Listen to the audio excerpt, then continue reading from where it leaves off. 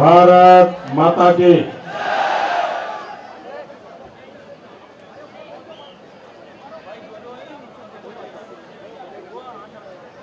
मंच पर विराजमान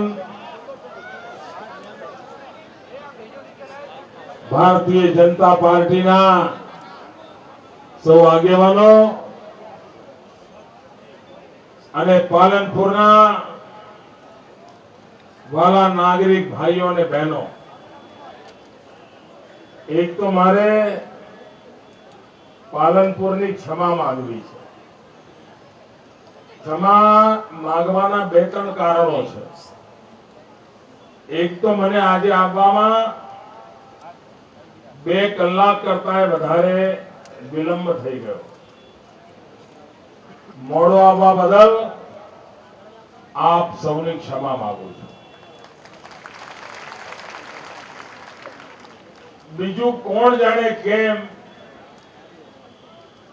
પાલનપુરમાં મારો આ ત્રીજો કાર્યક્રમ એવો છે કે જેનો સમય બપોરનો આવ્યો, ધોમ ધકતા તાપનો આવ્યો. પાલનપુરનો હક છે કે મારે કોઈ દિવસ સાંજે સભા આપવી જોઈએ. એના બદલે દર વખતે આ ધોમ ધકતો તાપ જ એમના નસીબમાં આવે છે. પણ આ વખતે હું વાયદો કરીને જાઉં છું કે હવે તમારી કાળજી લઈશ.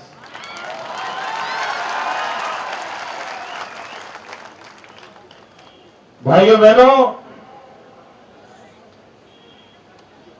દિલ્હીમાં 8 વર્ષથી સરકાર ચાલે છે.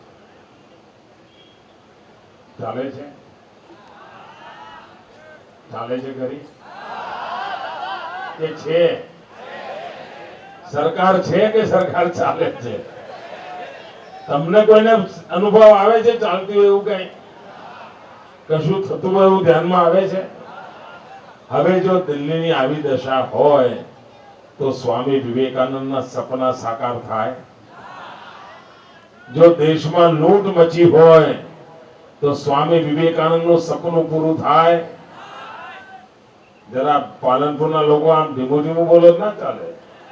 હું પાલનપુરને ઓળખું છું, તાકાત વાળું છે.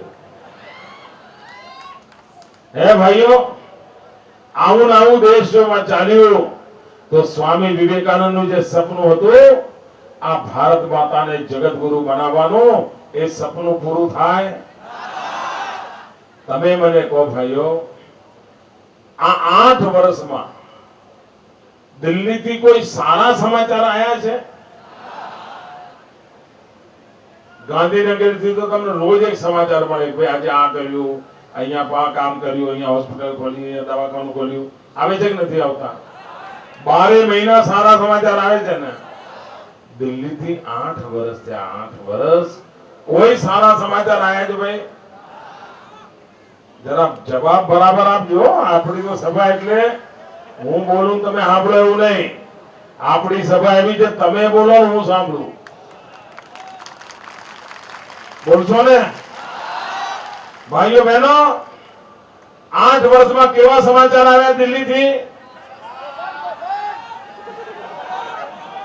કૌભાંડો, ભ્રષ્ટાચાર, ભાઈ ભતીજાવાદ, કોર્ટ કચેરી, આજે જેલમાં ગયા, આજે જામીન મળ્યા. આજ બધા સમાચાર આવે છે ને? આજ બધા સમાચાર આવે છે ને? શું ભાઈઓ બહેનો, આનાથી ખબર તો પડે છે ને કોંગ્રેસની દિશા કઈ? કોંગ્રેસની દિશા કઈ? આજે દિલ્હીમાં જોઈએ છે ને એ કોંગ્રેસની દિશા છે. ભાઈઓ બહેનો, કોંગ્રેસની દિશા એટલે ભાગલા પાડો, રાજ કરો. ભાજપની દિશા એટલે સબકા સાથ, સબકા વિકાસ. સૌનો સાથ, સૌનો વિકાસ. હવે આપણે નક્કી કરવાનું છે કે આ ભાગલા પાડવાની દિશામાં જવું છે. આ કોંગ્રેસ ભાઈ ભાઈને લડાવે, ગામ ગામને લડાવે, જાતિ જાતિને લડાવે, કોમ કોમને લડાવે, વર મરો કન્યા મરો પણ કોંગ્રેસનું તરફાણું ભરો. આજ ખેલ ચાલે છે. આજ ખેલ શું આપણે ચાલવા દેવો છે? આપણે ગુજરાતમાં ખેલ ખેલવા દેવો છે? શું ગુજરાતને આપણે આ કોમવાદનો રમકડું બનવા દેવું છે? આપણે ગુજરાતને ભ્રષ્ટાચાર માટેનું મેદાન બનવા દેવું છે? આપણા ગુજરાતને કૌભાંડોની લીલા માટેની જગ્યા ઊભી કરવા દેવી છે? તો પછી કોંગ્રેસની દિશા આપણને પાલવે ભાઈ. આપણે કોંગ્રેસની દિશામાં જવાય? બરાબર જવાબ આપો પછી નક્કી કરી. આજે કોંગ્રેસની દિશામાં જવાય? ભાઈઓ બહેનો, આ સોનિયાબેન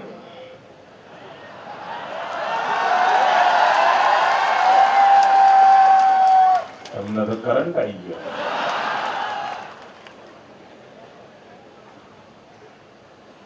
આ મેડમ સોનિયાજી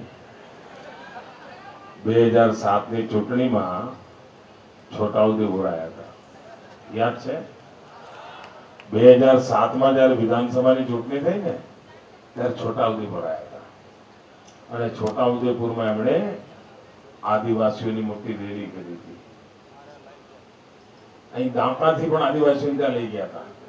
અમીરગઢથી પણ લઈ ગયા હતા. પેલી બાજુ ઉમરગામથી લાયા હતા. અને ખટારા ભરી ભરી બધું ભેગું કરી દીધું. ખૂબ બધું ભેગું કર્યું હતું. બધું જેટલું ભેગું થાય એટલું કરી દીધું.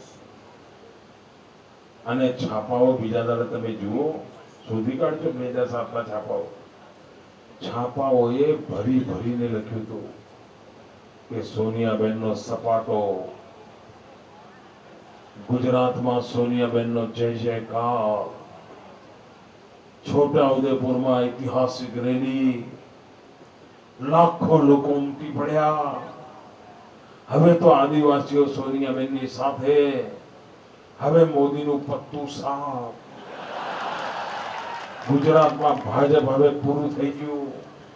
આ બધા છાપાવાળાઓએ છાપા કરતા મોટા ફોટા છાપ્યા હતા. બોલો.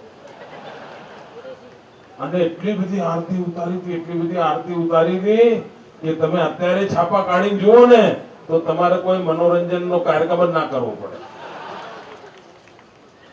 બધી ટીવી ચેનલો પણ વરસી પડી હતી. બસ હવે મોદી ગયા, સોનિયાબેન આવી ગયા, છોટાઉદેપુરમાં લાખો લોકો આવી ગયા. અને પરિણામ શું આવ્યું? છોટાઉદેપુરમાં જ કોંગ્રેસનું ઝુરઝુરિયું થઈ ગયું. છોટાઉદેપુરમાં જ કોંગ્રેસ હારી ગઈ. એટલે સોનિયાબેને આ વખતે દિશા બદલી. ગયા વખતે એમની દશા બગડી હતી, એટલે આ વખતે સોનિયાબેને દિશા બદલી. છોટાઉદેપુરની દિશા છોડીને રાજકોટની દિશા પકડી. એમને એમ કે દિશા બદલીશું તો દશા બદલશે. પણ સોનિયાબેન, તમે ગમે તેટલી દિશાઓ બદલો, આ ગુજરાત છે. આ સરદાર પટેલનું ગુજરાત છે. તમારી દશા અહીંયા સુધરે એમ છે જ નહીં. અને તમે રાજકોટમાં જઈને બધું ખેલ કર્યો છે, પણ મારા શબ્દો નોંધી રાખજો. જેમ છોટાઉદેપુરમાં કોંગ્રેસનું સુરસુર્યું થઈ ગયું હતું, એમ રાજકોટમાં કોંગ્રેસનો સફાચટ, કોંગ્રેસ સાફ થઈ જવાની છે. કચ્છ કાઠિયાવાડની ધરતી પર કોંગ્રેસનું નામો નિશાન નથી મળવાનું. આપને વિશ્વાસથી કહું છું ભાઈ. તમારે ત્યાં ટીવી જાહેરાત આવતી હતી ને, દિશા બદલો, દશા બદલો. આવતું હતું કે નહીં? જોઈ હતી કે નહીં? દિવસમાં 90 વખત આવતી હતી. બોલો, દિવસમાં 90 વખત કોંગ્રેસ વાળા આઈને તમને કહેતા હતા દિશા બદલો. કહેતા હતા કે નહીં? હવે ભાઈ આપણે કોઈને કહેવું હોય કે ભાઈ દિશા જવાનું છે, તો દિશાની દિશા બતાવો. કેવી રીતે બતાવો? તમે આમ બતાવો ને. દિશા આમ બતાવો ને. મહેસાણા જવો કેવી રીતે બતાવો? આમ બતાવો ને. હે, બતાવો કે નહીં? આમ હાથ કરો ને. કોઈ દિશા બતાવી હોય તો કોઈને આમ હાથ કરો. ઉપર જેવું હોય તેને કઈ દિશા બતાવો.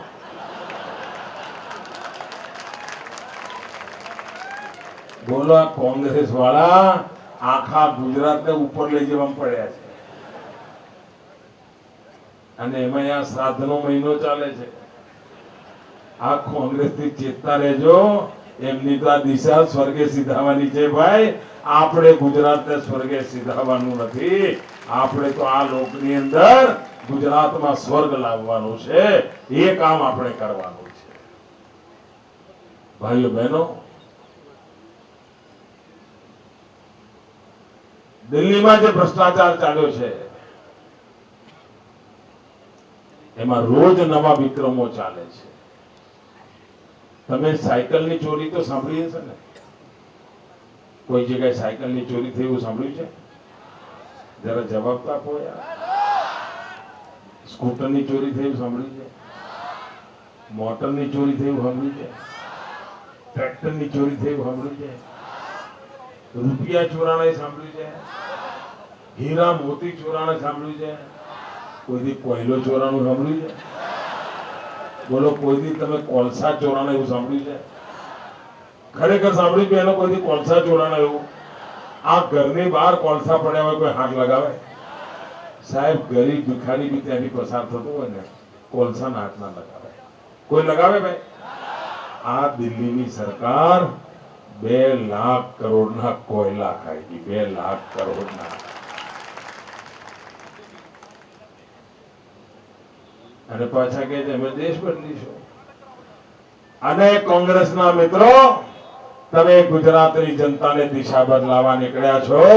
અરે અમારી દિશા તો સરદાર પટેલની દિશા છે અને એના કારણે ગુજરાતની આ ઉત્તમ સ્થિતિ છે. આ તમારી દિલ્હીની સરકારે સરદાર પટેલની દિશા પકડી હોત તો આ દેશની જે દુર્દશા થઈ છે એ દુર્દશા ના થઈ હોત. હજુ એ કોંગ્રેસ વાળા ચેતી જાઓ. હજુ સમય છે. સરદાર પટેલની દિશા પકડી લો. આ દેશ બરબાદ થતો બચી જશે. પણ કોંગ્રેસ તો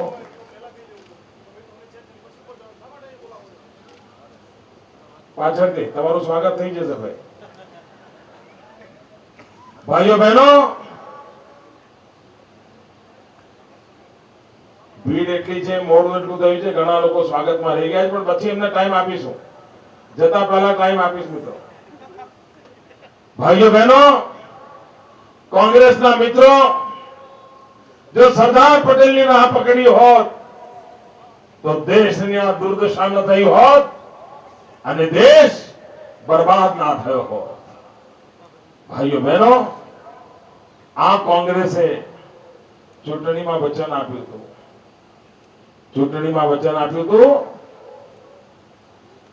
જો તમે કોંગ્રેસને મત આપશો તો 100 દિવસમાં મોંઘવારી દૂર કરશે. આવું કહ્યું હતું, યાદ છે? કોંગ્રેસે કહ્યું હતું 100 દિવસમાં મોંઘવારી દૂર કરીશું. આ વચન આપ્યું હતું. બરાબર બોલો તો કોંગ્રેસ વાળાને યાદ આવે. 100 દિવસમાં મોંઘવારી દૂર કરવાનું વચન આપ્યું હતું. મોંઘવારી દૂર થઈ? મોંઘવારી ઘટી? મોંઘવારી વધી? બોલો. હવે મને કહો, આ કોંગ્રેસે વચન ભંગ કર્યો કહેવાય ના કહેવાય? આ કોંગ્રેસે તમારી સાથે છેતરપિંડી કરી છે. અરે સગો ભાઈ છેતરપિંડી કરે તો આપણે માફ કરીએ? સગો ભાઈ છેતરપિંડી કરે તો માફ કરીએ? તો આ કોંગ્રેસને માફ કરાય મિત્રો? કોંગ્રેસને છેતરપિંડી કરવાની ટેવ પડી ગઈ છે. હમણાં બી તમારે ત્યાં છેતરપિંડી ચાલે છે ને, ફરફરિયા વેચે છે ને, ખબર છે ને? છેતરપિંડીનો કાર્યક્રમ ચાલે છે. કયો? હવે તમારા ગેસના બાટલા પડાવી લીધા. બોલો. અને પાછા કહે છે ઘર આપીશું. એટલે ભાઈ અમારા બાટલા પાછા આપો ને, ઘરની વાત જવા દો. અમારા ગેસના બાટલા તમે પડાવી લીધા છે, એ બાટલા તમે આપો, પછી અમે ઘરનું જોઈશું. એક નંબરના ખેલાડી છે. એક નંબરના ખેલાડીઓ. એક સિવાય આંખમાં ધૂળ નાખવા કાંઈ કરતા નથી. પ્રજા માણસને છેતરપિંડી કરવા સિવાય કઈ કરતા નથી. અને એનું જ પરિણામે આવ્યું છે કે આજે આઝાદી પછીના 60 વર્ષ પછી પણ આ દેશનું ભલું નથી થતું. ભાઈઓ બહેનો, અને એટલા માટે હું કહેવા આવ્યો છું કે કોંગ્રેસથી ચેતતા રહેજો, કોંગ્રેસની છેતરપિંડીથી ચેતતા રહેજો, કોંગ્રેસના વચનોથી ચેતતા રહેજો, કોંગ્રેસના જૂઠાણાઓથી ચેતતા રહેજો. પાલનપુરના નાગરિકો તો જાગૃત નાગરિક છે. અહીંયા એ કોંગ્રેસને પેસો જ નથી દેતા. પાલનપુરમાં તો બધા જાગૃત છે. આ કોંગ્રેસ વાળા તો ગાંધીનગરની દિશા હોતે છે અને ઘરનું ઘર હોતે છે ગાંધીનગરમાં, જેથી કરીને એમનો કઈ મેળ પડે. 25 વર્ષ થયા ગુજરાતની જનતા એમને તગડી મૂક્યા છે. એમને ફરી ગાંધીનગર કબજે કરવું છે. જેમ માછલી પાણી વગર તડફડે એમ કોંગ્રેસ સત્તા વગર તડફડે છે અને એટલા માટે અનાપ શનાપ ભાષાનો ઉપયોગ કરે છે. ભાઈઓ બહેનો, આ કોંગ્રેસના લોકોએ મહારાષ્ટ્રમાં વચન આપ્યું હતું. આ ગામડે ગામડે ખેડૂતોને વાત પહોંચાડવા જેવી છે. ઘણા વચનો આપવામાં સુરાપુરા છે સત્તા પડાવવા માટે, અને પછી વચનો ભૂલી જવામાં પણ સુરાપુરા છે. આ કોંગ્રેસે મહારાષ્ટ્રમાં વચન આપ્યું હતું કે જો મહારાષ્ટ્રની અંદર કોંગ્રેસની સરકાર બનશે તો મહારાષ્ટ્રના ખેડૂતોને વીજળી મફતમાં આપશે. બેશરમ થઈને એમના મેનિફેસ્ટોમાં લખેલું છે. પણ ભાઈઓ બહેનો, દિલ્હી આ કોંગ્રેસની મહારાષ્ટ્રમાં સરકારને 4 વર્ષ થઈ ગયા. 4 વર્ષ થયા તેમ છતાં આજ સુધી એક પણ વ્યક્તિ, એક પણ ખેડૂતને વીજળી એમને મફતમાં નથી આપી. આ છેતરપિંડી કહેવાય કે ના કહેવાય? આ છેતરપિંડી કહેવાય કે ના કહેવાય? ભાઈઓ બહેનો, દિલ્હીમાં શીલાબેન દીક્ષિતની સરકારે લોકોને ઘરનું ઘર આપવા માટે વચન આપ્યું હતું. શીલાબેન દીક્ષિતે વચન આપ્યું હતું. આજે કોર્ટની અંદર શીલાબેન દીક્ષિતની વિરુદ્ધમાં કેસ ચાલે છે કે તમે અમારી સાથે છેતરપિંડી કરી છે, અને કોંગ્રેસના મુખ્યમંત્રી વિરુદ્ધમાં કેસ ચાલે છે. ભાઈઓ, આવા જૂઠાડા લોકો છે. ભાઈઓ બહેનો, અમે વચન આપ્યું હતું તમને કે સુજલામ સુફલામની નેણ પૂરી કરીશું. જે દિવસે હું સુજલામ સુફલામની વાતો કરતો હતો ને, આ કોંગ્રેસ વાળા મહેસાણા અને બનાસકાંઠાના જિલ્લાના ગામડાઓમાં ફરતા હતા અને લોકોને કહેતા હતા આ મોદી તો જૂઠું બોલે છે, આ સુજલામ સુફલામ તો કઈ થતું હશે, ત્યાંથી તે કઈ મહિના પાણી અહીં સુધી આવતા હશે, જો આવવાના હોત તો અમે કોંગ્રેસ વાળા ના લાયા હોત. આ મોદી વાતો કરે છે તો રૂપિયા કયા છે બતાવો ને, રૂપિયા છે મોદી પાસે? આવું બધું બોલતા હતા કે નહીં? આખા ગુજરાતમાં ફરી ફરીને કહેતા હતા કે મોદી સુજલામ સુફલામનું જૂઠું બોલે છે, મોદી કોઈથી સુજલામ સુફલામ લાવી નહીં શકે. મારા બનાસકાંઠાના ભાઈઓ, તમે સાક્ષી છો. આજે સુજલામ સુફલામમાં પાણી વહે છે કે નથી વહેતું? આજે કુવા રિચાર્જ થયા કે ના થયા? અરે કુવા રિચાર્જ થયા, એના કારણે મારો બનાસકાંઠા ડાર્ક ઝોનમાંથી બહાર આવ્યો. આ સુજલામ સુફલામ ના હોત તો મારો બનાસકાંઠા ડાર્ક ઝોનમાંથી બહાર ના આવ્યો હોત. પણ કોંગ્રેસના લોકોને સિવાય જૂઠું બોલવું, સિવાય લોકોને ગુમરાહ કરવા, એમને કશું કરવું નથી. અને એટલા માટે ભાઈઓ બહેનો, તમે મને કહો, આ દાંતીવાડામાં એગ્રીકલ્ચરનું કેમ્પસ હતું કે નહીં? ભાઈ, પેલા હતું કે નહીં? બોલો તો પેલા હતું કે નહીં? આ મારા આવતા પહેલા હતું કે નહીં? આ કોંગ્રેસ વાળા યુનિવર્સિટી બનાવતા કોને રોક્યા હતા? નાના દાંતીવાડાને કૃષિ યુનિવર્સિટી બનાવતા એમને રોક્યા હતા કોણે? પણ આવડવું જોઈએ ને. આવડે નહીં તો કોઈ શું કરે? ભાઈ, ભાઈઓ બહેનો, આ ગુજરાતમાં જે વિકાસ થયો છે એ તમને દેખાય છે? એમ બોલો તો ખબર ના પડે, બધાને દેખાય છે. આ ગુજરાતમાં જે વિકાસ થયો છે દેખાય છે. ચારે તરફ વિકાસ દેખાય છે. સોનિયાબેન રાજકોટમાં આવ્યા હતા, એમણે કોઈ વિકાસ થયો જ નથી. બોલો, એવું બોલ્યા. એમણે પહેલો ફકરો એવો વાંચ્યો કે ગુજરાતમાં વિકાસ થયો જ નથી. પછી બીજો ફકરો કયો વાંચ્યો કે ગુજરાતમાં કોંગ્રેસે વિકાસ કર્યો છે. બોલાઈ જાઓ. વાહ, ક્યાં સીન હે.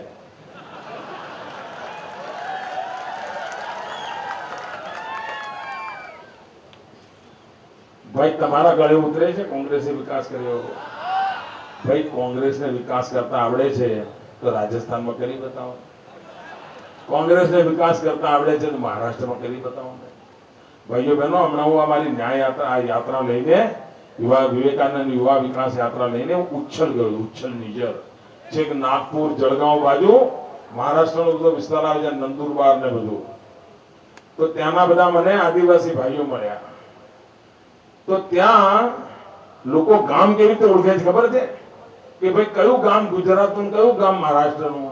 તો લોકો એમ કે જે ગામમાં વીજળી હોય એ ગુજરાતનું ગામ અને ત્યાં અંધારું હોય એ મહારાષ્ટ્રનું ગામ. બોલો, આવી ઓળખાણ છે આ પડોશમાં. પછી મારી પાસે લોકો આયા, મને કે સાહેબ આ અમારા પડોશમાં ગુજરાતનું ગામ છે, ત્યાં કોઈને સાપ કરડ્યો હોય, કોઈને સુવાવડ કરવાની હોય, કોઈને હાર્ટ એટેક આવ્યો હોય, તો અહીંનો માણસ 108 લગાવે તો ઝૂમ ઝૂમ ઝૂમ ઝૂમ કરતી મોદીની ગાડી આવીને ઉભી રહી જાય છે અને 108 ની ગાડી આવીને એને દવાખાને લઈ જાય છે. આ અમે પડોશમાં મહારાષ્ટ્રમાં છીએ, અમારું કઈ કરો ને. મેં કહ્યું શું તકલીફ છે? એ કે સાહેબ અમે 108 લગાવીએ છીએ પણ અમે મહારાષ્ટ્રમાં રહીએ છીએ એટલે ગાડી આવતી નથી. ભાઈઓ બહેનો, ગુજરાત માનવવાદને ભરેલું છે, ઉદારતાને ભરેલું છે. હું હમણાં હુકમ કરીને આવ્યો કે ગુજરાતના પડોશના મહારાષ્ટ્રના ગામો પણ 108 બોલાવે તો આપણે જવું અને બીમાર માણસની સેવા કરવી. હું કોંગ્રેસ વાળાને પૂછું છું, તમારા મહારાષ્ટ્રમાં 108 કરવામાં જાય છે શું તમારું? આવડે તો કરે ને, આવડે તો કરે કે ભાઈ. એમના દિલમાં કોઈ સંવેદના નથી. તમે મને કહો ભાઈઓ, હું અહીંયા હમણાં આવ્યો તો મેં તમારી ક્ષમા માંગી કે ના માંગી? મોડો પડ્યો તો માફી માંગી કે ના માંગી? પણ સોનિયાબેન હમણાં રાજકોટ આવ્યા હતા, મોંઘવારી અંગે દિલગીરીના 2 શબ્દો ના બોલ્યા. બોલો, એમણે કેવું જોઈતું હતું ને કે ભાઈ અમે મહેનત કરીએ છીએ પણ મોંઘવારી ઘટતી નથી, એવું કેવું જોઈએ કે ના કેવું જોઈએ? અરે સોનિયાબેન, તમે તો માં છો માં. અરે ગરીબના ઘરમાં ચૂલો ન સળગે, તમે 2 સંવેદનાના શબ્દો તો બોલો. પણ એમનો તો એટલો કોંગ્રેસ તો આ ગરીબોને પોતાના ખિસ્સામાં સમજે છે અને એટલા માટે એમને કોંગ્રેસ ગરીબના ઘરમાં ચૂલો સળગે કે ન સળગે એની એમને પરવા સુધા નથી. આ રાજીવ ગાંધી કહેતા હતા, દેશના પ્રધાનમંત્રી હતા અને પ્રધાનમંત્રી પદે હતા ત્યારે રાજીવ ગાંધીએ કહ્યું હતું કે દિલ્હીથી 1 રૂપિયો નીકળે છે, આ રૂપિયાને ગામડે જતા જતા 15 પૈસા થઈ જાય છે. આવું કહ્યું હતું ને. અને જ્યારે રાજીવ ગાંધી પ્રધાનમંત્રી હતા ત્યારે રાજ્યોમાં કોંગ્રેસની સરકાર હતી, પંચાયતમાં બી કોંગ્રેસ હતી, સરપંચ બી કોંગ્રેસનો હતો. પંચાયત થી માંડીને પાર્લામેન્ટ સુધી બધે કોંગ્રેસનું એક ચક્રી રાજ હતું. બીજા કોઈ પક્ષને અંદર ઘૂસવાની જગ્યા જ નહોતી, બધું એમનું જ હતું. અને છતાંય એમણે કહ્યું હતું કે દિલ્હીથી 1 રૂપિયો નીકળે છે અને ગામડે જતા જતા 15 પૈસા થઈ જાય છે. ભાઈઓ બહેનો, સવાલ એ ઉઠે છે કે આ રૂપિયાને કયો પંજો ઘસતો હતો? નાના કયો પંજો આ રૂપિયાને ઘસી ઘસીને 15 પૈસા કરી નાખ્યા? એનો સવાલ ઉઠે છે. ભાઈઓ બહેનો, આ ભારતીય જનતા પાર્ટીની સરકારે રસ્તો કાઢ્યો. અમે 1000 ગરીબ કલ્યાણ મેળા કર્યા, 1000 ગરીબ કલ્યાણ મેળા. અને મેં જીવનનો મારો પહેલો ગરીબ કલ્યાણ મેળો તમારા ડીસામાં કર્યો હતો. આજથી 7 વર્ષ પહેલા ડીસામાં ગરીબ કલ્યાણ મેળો કર્યો હતો અને અત્યાર સુધીમાં 1000 ગરીબ કલ્યાણ મેળા કર્યા. 85 લાખ ગરીબોને શોધીને લઈ આવ્યા અને 14,000 કરોડ રૂપિયાની રકમ આ ગરીબોને સીધે સીધી આપી દીધી. એક પણ વચેટીઓ નહીં, એક પણ કટકી કંપની નહીં, કોઈ દલાલ નહીં, કોઈ લૂંટા લૂંટ નહીં, સીધે સીધા પૈસા લોકોને પહોંચાડ્યા. ભાઈઓ બહેનો, 1 રૂપિયો ગાંધીનગર થી નીકળે છે તો ગરીબના ઘરે 100 પૈસા પૂરા પહોંચે છે અને અમને એનું ગર્વ છે. ભાઈઓ બહેનો, આ કોંગ્રેસના લોકોએ 50 વર્ષ રાજ કર્યું. 50 વર્ષ. આ 50 વર્ષમાં કોંગ્રેસે ગુજરાતમાં ગરીબો માટે કુલ 10 લાખ ઘર બનાવ્યા હતા. 50 વર્ષમાં 10 લાખ. ભાઈઓ બહેનો, ભાજપે આવીને 10 વર્ષમાં 22 લાખ ઘર બનાવ્યા છે, 22 લાખ. અને હમણાં તો મેં હુકમ કર્યો છે કે ગામડાની અંદર કોઈ પણ ઝૂંપડપટ્ટી હોય, કોઈ પણ કાચું મકાન હોય, મેં સરપંચને તલાટીને કહ્યું છે કે તાકીદે તમે ઘરનો ફોટો પાડો, એ ઝૂંપડાનો ફોટો પાડો, એ કાચા ઘરનો ફોટો પાડો, એ ઘરના જેટલા લોકો હોય બધાને ઉભા રાખીને ફોટો પાડો. અને જાન્યુઆરી મહિનાથી મારી સરકાર કામ શરૂ કરશે અને એકે એક ઝૂંપડાની જગ્યાએ, કાચા મકાનની જગ્યાએ પાકા મકાનો બનાવવામાં આવશે. 25 લાખ પાકા મકાન બનાવવાનું અભિયાન ઉપાડ્યું છે. ભાઈઓ બહેનો, ફરફરિયા વેચીને લોકોની આંખમાં ધૂળ નાખવાના ધંધા તો બધાને આવડે. નક્કર કામ કરવાનું તમારે બતાવવું. અહીંયા આટલા બધા નવજવાન મિત્રો આવ્યા છે. ભાઈઓ બહેનો, સૌ નવજવાનોને એક પ્રશ્ન પૂછું.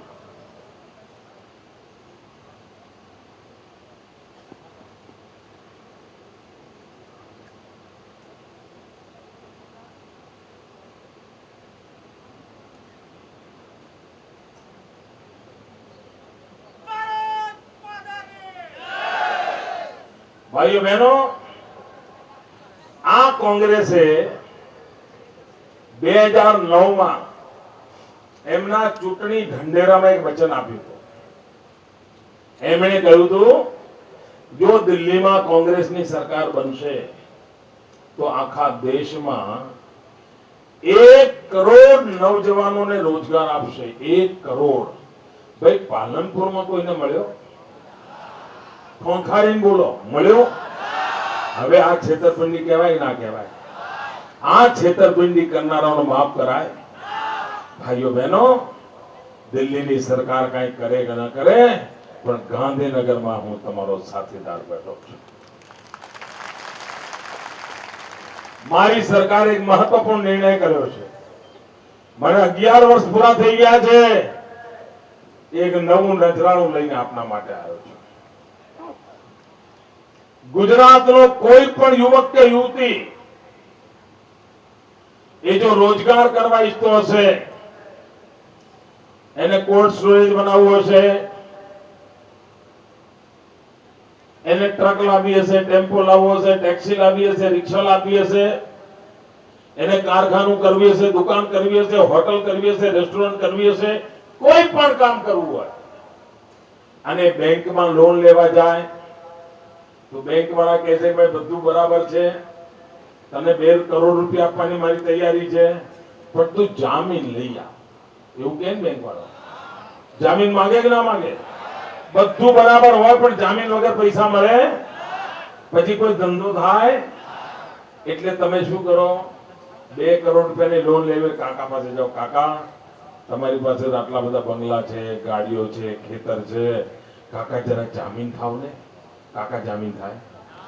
તમારા સગા કાકા તમારા જામીન થાય? ભાઈઓ, અરે તમારો સગો ભાઈ સુખી હોય એની પાસે જાઓ જામીન થવા માટે, એ જામીન થાય?